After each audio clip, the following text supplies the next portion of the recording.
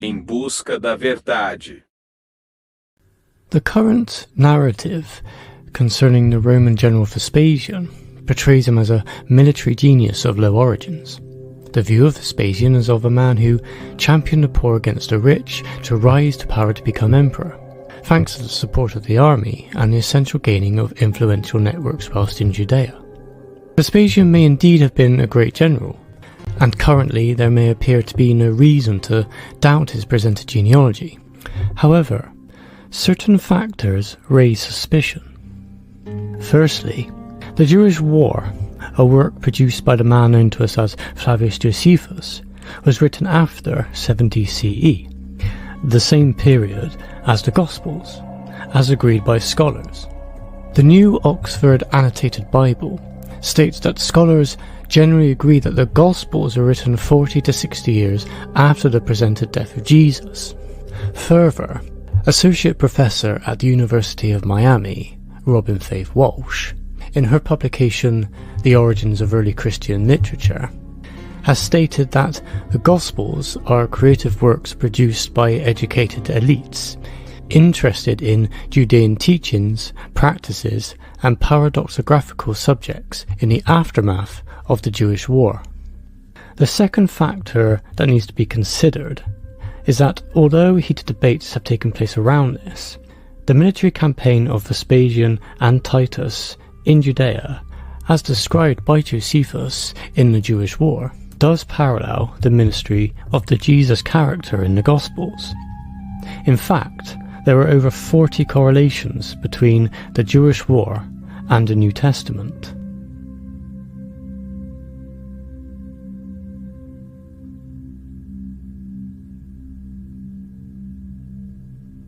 Thirdly, only literary elites could have produced the kind of mythic style prose found in the New Testament texts, again as recently investigated by Professor Walsh in her publication. The fourth important factor to take into consideration is that the Roman Jewish War was a battle between the people of Judea and the aristocracy of Rome, as a result of the oppression suffered by the Jewish people under Roman rule. The people were led by a Jewish group called the Pharisees, who are mentioned 98 times in the New Testament and are depicted as the bad guys. The Pharisees had gained power over another Jewish group called the Sadducees, which was a class battle, and it caused great concern for the aristocracy of Rome. The Sadducees received their support from the aristocracy and, therefore, supported the monarchy, while the middle and lower classes followed the more democratic Pharisees, who were fighting for a much-needed change to the world.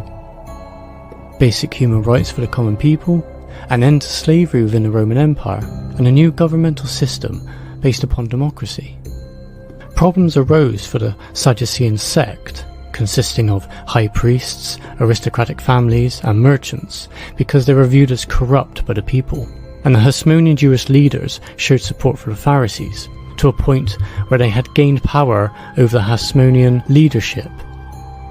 Because the Pharisees had become so popular with the common people, it meant they had gained both public support and wealth from contributions from the public, because they were fighting on their behalf, which meant the Pharisees were running things. Once they had gained this authority and position of power, the enemies of the Pharisees called upon Rome's help to overthrow them and their influence. That is when Rome made Herod king of Judea, and so, in that sense, king of the Jews. The political power the Pharisees had came from influence, not authoritative governmental positions. This Jewish group did not consist of power-hungry elites. The Jewish scripture was the fuel propelling the Jews to fight, and most of the population of the empire had turned to Judaism, as evidenced by Seneca, who is quoted by the man known to us as St. Augustine, as saying, "When meanwhile the customs of that most accursed nation have gained such strength that they have now been received in all lands, the conquered have given laws to the conquerors." Seneca the Younger who was a tutor to the Emperor Nero, was implicated in the Personal conspiracy to overthrow the emperor. In a work called Christ and the Caesars of 1877, a work heavily criticised at the time, Professor Bruno Bauer of Berlin University argued a link between the creation of the Gospel of Mark and the beginning of the writing of the Jewish War. Bauer even stated that the author of the Gospel of Mark was written by a Roman nourished by the spirit of Seneca, and Christianity is Stoicism triumphant in a Jewish garb, and Jewish theology from Philo of Alexandria developed by Josephus. Seneca's work can be seen as a source for several statements found within the New Testament. Examples are, "We tie knots and bind up words in double meanings and then try to untie them," and "The soul alone renders us noble." He also says, "God is near you, He is with you, He is within you," and talks about a Holy Spirit. He promotes a personal God as opposed to public gods, the idea of prayer, giving the perception that everyone is praying, and the concept of original sin. His ideological concepts include faith healing, ghosts, angels, and the ideas of heaven and Satan. Emperor Vespasian is portrayed in the ancient sources as pacifying the East and bringing peace to the empire. But how does this relate to his ancestry? Well, in an attempt to understand the genealogy of the man known as Josephus, a genealogy which has caused much trouble for many scholars, including historian and biblical scholar Steve Mason, who is recognized today as one of the leading authorities on Josephus. Sources documenting the Flavian dynasty and the Herodian and Hasmonean royal houses were investigated. What this led to was startling data showing Vespasian's descent from Herod the Great, and his connection by blood and marriage to the ancient Roman aristocratic family, the Calpurnius Pisos.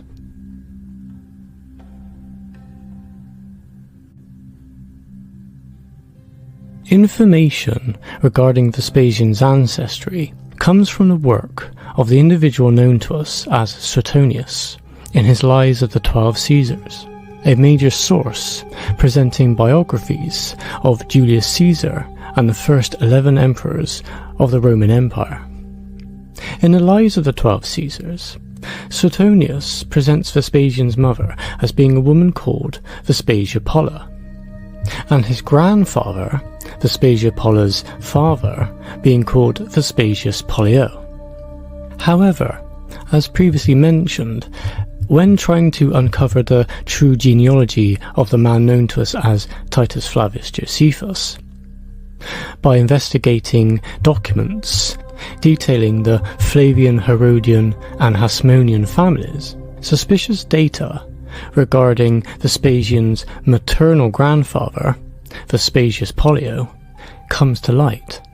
Josephus's genealogy can only be traced back through King Herod the Great and his first wife, Mariamne I, who was Herod's first wife as king.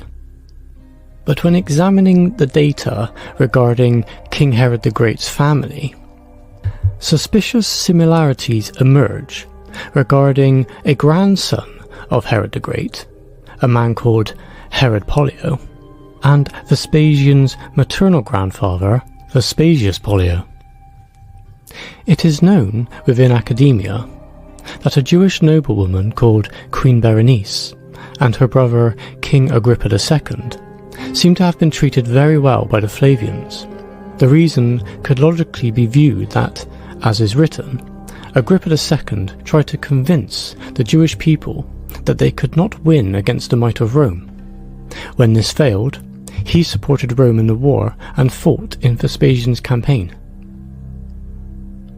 In a paper called The Army in Politics, in the Journal of Roman Studies, volume 47, G.E.F. Chilver provided evidence showing Vespasian's rise was orchestrated from the top, and Philip B. Sullivan stated in his paper, A Note on the Flavian Accession, that, on the basis of ancient sources, both literary and epigraphic, one might be justified in arguing that, while the evidence supporting the contentions as to Berenice's role is nowhere conclusive, there is no direct statement affirming her part, it is almost impossible to explain Vespasian's success without reference to the Herods and to Tiberius Julius Alexander, who we read was an equestrian governor and general in the Roman Empire. Born into a wealthy Jewish family in Alexandria, he abandoned or neglected the Jewish religion and became the chief officer or magistrate of Egypt in 66 to 69 CE.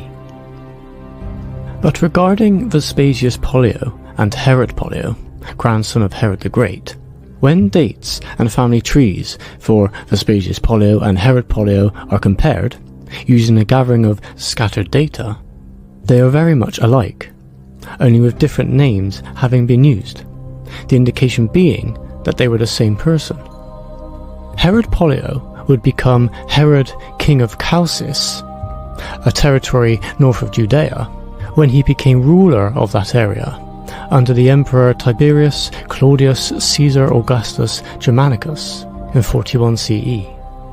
Herod Pollio, born 10 to 9 BCE and died in 48 to 49 CE, was a son of Aristobulus IV, who was a son of Herod the Great and brother of Alexander, or Alexandros.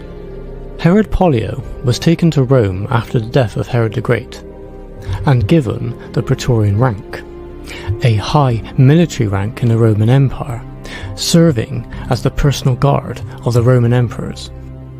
The birth date for Herod Pollio is concluded from coinage found in modern Lebanon, the ages of the wives and sons, and information provided in Josephus' Antiquities. There, we read Agrippa I, brother of Herod Pollio, was in his 54th year when he died in the summer of 44 CE. If his 54th year began in the late 43 CE, his birth may be concluded as being in the late 11 BCE. Aristobulus IV returned from Rome in late 12 BCE, after being sent there at the age of 12 by his father Herod the Great, along with his brother, and died in 6 to 7 BCE.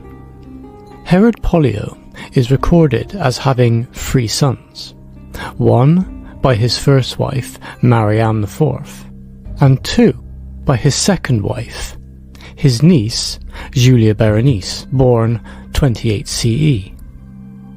The son born to Marianne IV was called Aristobulus III, born around the 30 CE, who later became Aristobulus of Chalcis in 57 CE.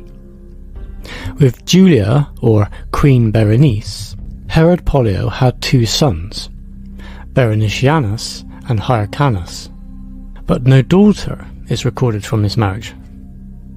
Vespasius Pollio, whose wife is unnamed in history, is recorded as an equestrian from Nursia, who became a tribunus militum in a legion 3 times.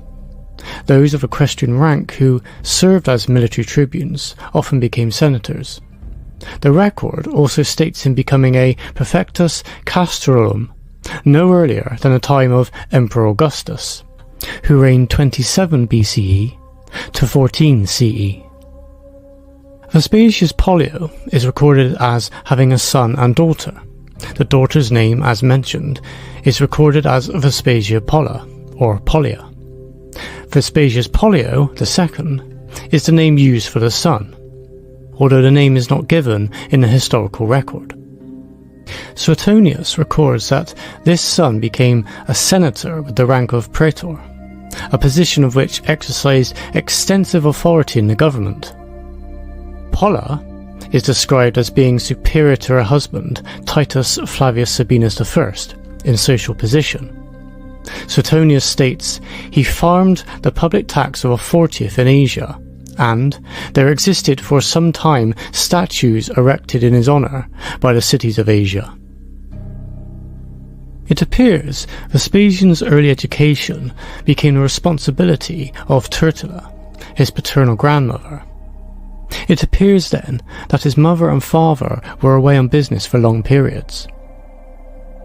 When investigating the historical documentation further, we can find that a King Julius Tigranes VI of Armenia, born before 25 CE, who was an apostate to Judaism and a Herodian prince who served as a Roman client king of Armenia in the 1st century, whose second reign was in 66 to 7 CE, married a noblewoman of Phrygia in Asia Minor.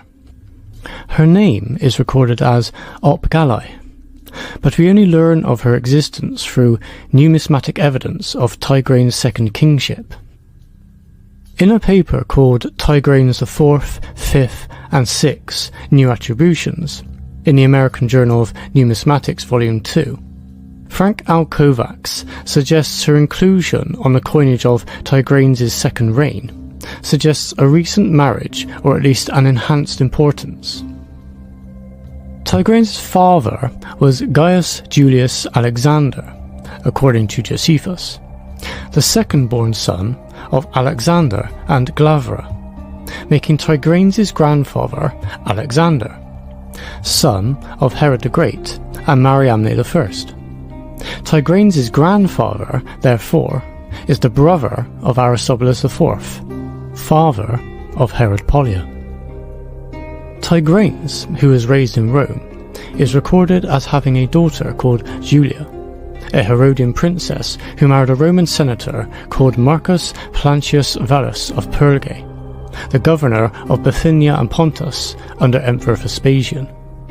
The name of this daughter was deciphered through the finding of a stone of the early 2nd century that records an offering by a Julia Ammia to an unnamed deity in the town of Falere in Etruria. Tigranes' son, Julia's brother, Julius Alexander, entered mainstream Roman politics between 90 and 110 CE by becoming a consul suffectus. Julia's and Julius's paternal great-great-grandparents were Herod the Great and Mariamne. This Julia looks to have the feminine form of her father's name, Julius, but of course it is also the same name as Julia Berenice, the second wife of Herod Pollio. But no daughter is recorded for the marriage of Herod Pollio to Julia Berenice. But of course there is a daughter recorded for Vespasius Pollio. If we now look again at the name of Tigranes' wife, Opgalai, an important point must be noted. Galai can be Gala, just as Mariamne can be Miriam, and Gala means the same as Polla, the feminine form of Pollio, which means cock, chicken or rooster. That is, the same as Herod Pollio. If Tigranes' wife was the daughter of Herod Pollio, then the great-great-grandparents of Tigranes' daughter would be Herod and Mariamne I on both her father and mother's side. Interestingly, Julia's brother Gaius Julius Alexander, king of Cilicia, named his son Gaius Julius Alexander Berenicanus, and a possible remote descendant of this son has been suggested based on an inscription of Heliopolis, thought to be dated to the 2nd century CE. That inscription reads, Tiberius Claudius Antoninus Calpurnius Atticus Julius Berenicanus. The late scholar Edmund Groag also suggested in the publication Pauli Wasoa of Stuttgart, volume 19, that Gaius Julius Alexander Berenicanus, presented on inscriptions of Ephesus and Laodicea, was a descendant of the Herodian house of Chalcis, that is, the family of Queen Berenice. But the question to answer now is, if Herod Pollio was the father of Opgalai, who was her mother? The name Opgali may not appear to be particularly significant. However, in part 2, I will present data and facts showing that this name is indeed vitally important in uncovering the royal ancestry of Emperor Vespasian. Thanks for watching, and I'll see you in part 2.